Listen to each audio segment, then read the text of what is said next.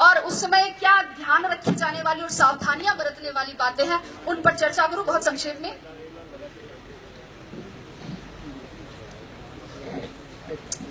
चूंकि अपनी ये जो सफलता की प्रक्रिया इसको मैं एक कृषि के रूपक से बताना चाहूंगी। अगर मैं बोल रही हूं और आपको लगता है कि समय ज्यादा नहीं हो रहा और आप बोर नहीं हो रहे, तो एक बार तालियां बजाकर स्वागत करें।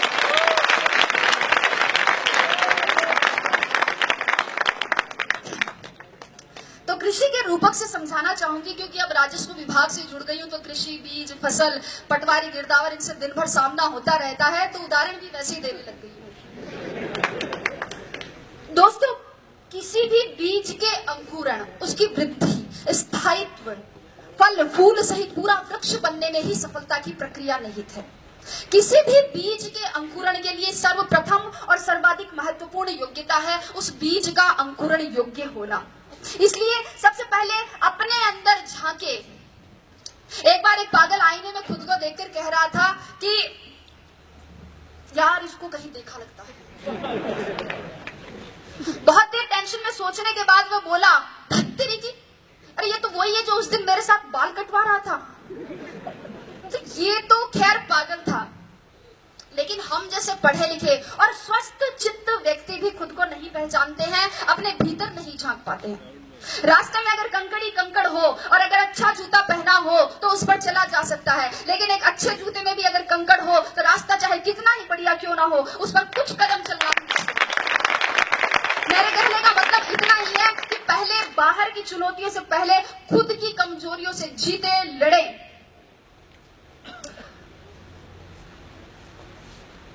बीज के अंकुरण के बाद अंकुरण के लिए आवश्यकता होती है उपजाऊ भूमि की, और मुझे नहीं लगता कि प्रतियोगिता के दौर में उपजाऊपन के मामले में राजस्थान विश्वविद्यालय का कोई सानी होगा।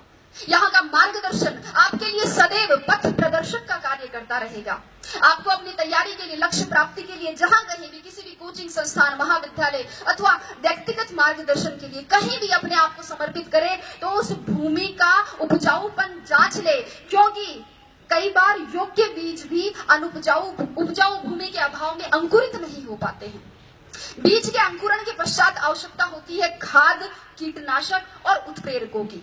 विद्यार्थी के लिए खाद का काम करते हैं उसकी कक्षा, उसकी पुस्तकें, उसके मित्र, उसका जो पढ़ाई का आसपास का माहौल है वो, उसके गुरुजन जो उसे एकाग्रता और ज्ञान संचय की विधि प्रदान करते हैं। एकाग्रता पर थोड़ा सा, कुछ विद्यार्थी ऐसे होते हैं जो पढ़ते हुए टीवी, रेडियो चलाते, एफएम चलाते हैं, और कुछ बच्चे ऐसे होते हैं जो कान में ईयरफोन डालकर म्यूजिक सुनते हुए फिर पढ़ाई करते हैं। और अगर पास में पड़ोस में कोई शादी हो रही है और रात्रि जागरण हो तो उन्हें डिस्टर्बेंस होता है। सर, मैं अपना उदाहरण देना चाहूंगी कि मेरे घर के इस तरफ मंदिर है और इस तरफ मस्जिद। सुबह उठते ही इधर से घास खाए गैया, दूध पिए ग्वाल, छोटो सो मेरो मदन गोपाल शुरू हो जाता था। तो उधर ला इलाहा इल्लल्लाह मुहम्मदुर रसूलुल्लाह के साथ शाम ढलती थी। बारात भी उधर से ही जाती थी, सतराम के जयकारे भी। लेकिन मैं आपको बता दूं कि मैंने अपनी पूरी पढ़ाई अपने घर की छत की तरफ जाने वाली उस आखिरी सीढ़ी पर बैठकर की थी, और मुझे हर तरह के शोरगुल में एकाग्रता का इतना अभ्यास हो गया था कि पता ही नहीं चला कब होली की गैर निकल गई और कब ढोल ताशों के साथ मुहर्रम के ताजिए। पढ़ते वक्त मोबाइल बंद रखे। अगर व्हाट्सएप, मैसेंजर और फेसबुक नहीं चलेगा तो एकाग्रता में वृद्धि होगी, लेखन शैली में सुधार होगा और टॉप 50 में आने की संभावनाएं भी बढ़ सकती हैं। मेरी बात करें तो मैं बताऊं, मैंने मोबाइल ही नहीं रखा था। यहाँ बैठे मेरे साथी इस बात के गवाह है कि मैंने एंड्रॉइड मोबाइल ओटीएस में आके खरीदा था, और अब व्हाट्सएप पर जुड़ने वाली मैं अपने बैच की आखिरी मेंबर थी। कीटनाशकों की बात करती हूँ इसके बाद। जिस प्रकार पौधे की जड़ों के दीमक और पत्तों के कीड़ा लग जाता है, उसी प्रकार एक विद्यार्थी के भी धैर्य के लालच का, मेहनत के आलस्य का, सादगी के विलासिता का और पढ़ाई के भटकाव का घुन लग ही जाता है। और ऐसे में अनुशासन ही वह कीटनाशक का कार्य करता है। मित्रों, अनुशासन ही वह औषधि है जो किसी भी लक्ष्य की प्राप्ति के लिए किए गए साधना के तपोबल के ओज को परिवर्धित कर देता है। इसलिए अपने आप को अनुशासित बनाए, व्यवस्थित बनाए, अपना खाना पीना जागना सोना ये सब संयत बनाए। और इसके लिए गीता का एक श्लोक मेरी प्रेरणा रहा है कि युक्ताहार विहार से युक्त सर्वस्य चेष्टसु युक्त स्वप्नावबोध से योगो भवति दुःखः। अर्थात अपना सोना जागना आहार विहार और अपनी चेष्टाएं ये संयत हो, उचित हो। और अगर आप इस अनुशासन को, इस औचित्य को बनाए रखते हैं तो आपके लक्ष्य की पवित्रता को सुरक्षा मिलती रहेगी। पौधे की वृद्धि के लिए आवश्यकता होती है डीएपी और यूरिया जैसे उत्प्रेरकों की। ये उत्प्रेरक भी दो प्रकार के होते हैं। एक तो वे जो पौधे में वृद्धि तो करते हैं किंतु उसमें ऐसे विकार उत्पन्न कर देते हैं जिन्हें हम आजकल सब्जियों और गेहूं में कीटनाशकों के दुष्प्रभाव के रूप में देखते हैं। और दूसरे वे उत्प्रेरक जो पौधे में प्राकृतिक हार्मोन्स को संतुलित करते हुए उसे स्वस्थ और लाभदायक वृद्धि प्रदान। विद्यार्थी के जीवन में भी दो प्रकार के उत्प्रेरक होते हैं। 2008 की परीक्षा में अंतिम रूप से चयनित नहीं होने पर मुझे किसी ने कहा कि तू तो केवी की नौकरी से संतोष कर ले, ये आरएस बनना तेरे बस की बात नहीं है। तो एक दूसरे मित्र ने कहा कि गिर को कर रे कंथड़ा, हिरण कशो घी खाए, आंख चरे और पून भगे, घोड़ा शिव आगो जाए। कि हिम्मत कर, हुंकार भर, हिरण कौन सा घी खाता है लेकिन घोड़ों से आगे जाता है। एक था उत्प्रेरण और दूसरा था दुष्प्रेरण। दुष्प्रेरण न स्वयं करे न दूसरों के दुष्प्रेरण का शिकार हो, अपने मुकाम अपने उसूल खुद तय करे और हर बार लोगों की अपेक्षाओं पर खरा उतरने की कोशिश ना करे। एक बार रात के समय एक दुकानदार बंद करने वाला था कि एक कुत्ता उसके पास में आया। कुत्ते के मुंह में थैली थी और उसमें कुछ सामान की लिस्ट थी। दुकानदार ने थैली ली, उसमें सामान डाला, बाकी पैसे डाले और सामने रख दी। कुत्ते ने थैली मुंह में उठाई और चल दिया। दुकानदार से रहा नहीं गया, वह आश्चर्यचकित होकर कुत्ते के पीछे पीछे गया, ये जानने के लिए कि इतने समझदार कुत्ते का मालिक कौन है। कुत्ता कुछ देर बस स्टॉप पर खड़ा रहा। बस आई, उसमें चढ़ गया। कंडक्टर पास आते ही उसने गर्दन आगे, बेल्ट में कुछ पैसे और घर का पता था। कंडक्टर ने उसे टिकट दे दी, बाकी पैसे बेल्ट में वापस रख दिए। जो ही अपना स्टॉप नजदीक आया, कुत्ता बस में आगे की तरफ आ गया और पूंछ हिलाकर इशारा किया। बस रुकने पर कुत्ता उतर गया और आगे चल दिया। दुकानदार भी उसके पीछे पीछे चला। कुत्ते ने अपने पैर से 2-3 बार दरवाजा खटखटाया। मालिक बाहर निकल कर आया और उसने लाठी से कुत्ते की पिटाई की। आप सोच रहे होंगे कि क्यों? मालिक भी सोच रहा था। उसने पूछा इसका कारण, तो मालिक ने कहा बदतमीज ने सारी नींद खराब कर दी, चाबी लेके नहीं जा सकता था, गधा कहेगा। मित्रों, जीवन की सच्चाई भी यही है। लोगों की आपसे अपेक्षाओं का कोई अंत नहीं है। जरा सा आप चूके कि आपने बुराइयां निकाल देंगे और पिछली सारी अच्छाइयों को भूल जाएंगे।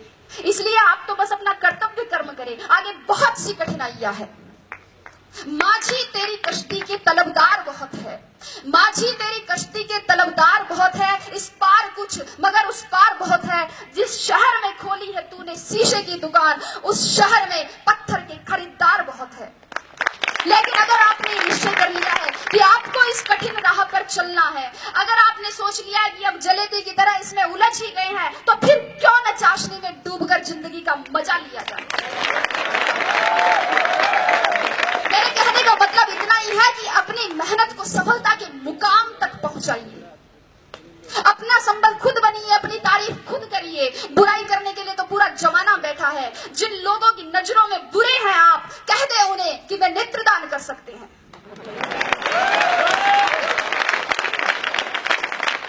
अपने आसपास के परिवेश में केवल उन्हीं तत्वों को प्रविष्ट होने की अनुमति दे जो सकारात्मक हो, विचारात्मक हो, बोधात्मक हो, सही दिशा देने वाले हो।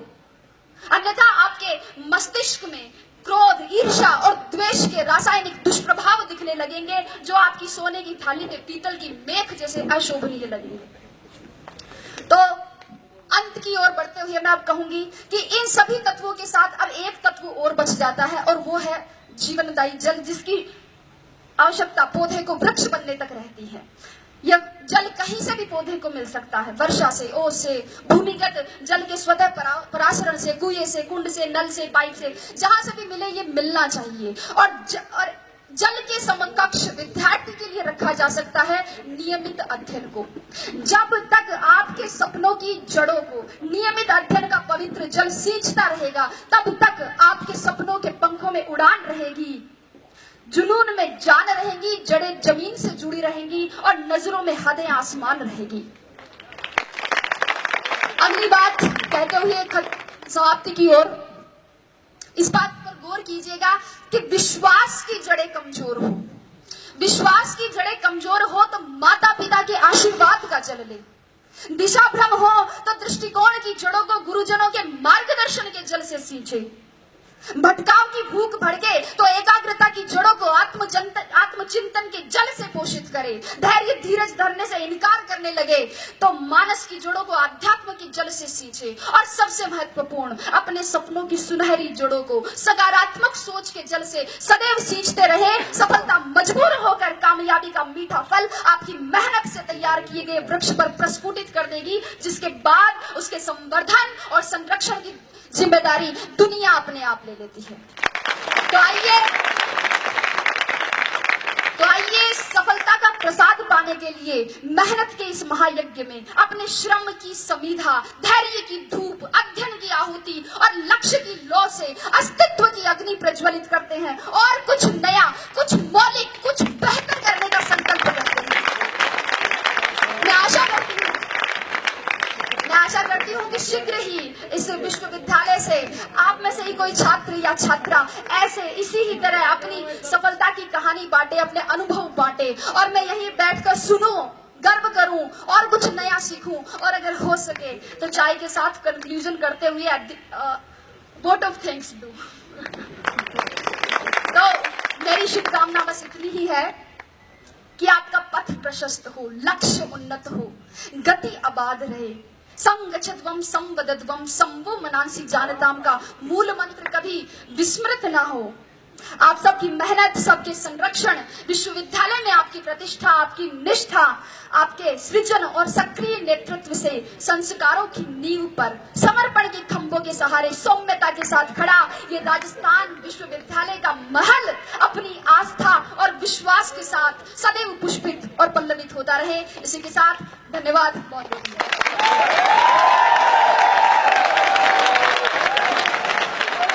बहुत बहुत धन्यवाद। आपने अपने संबोधन में संप्रेषणीयता, स्वावलंबन और आदर्शवादिता, इन 3 महान मूल्यों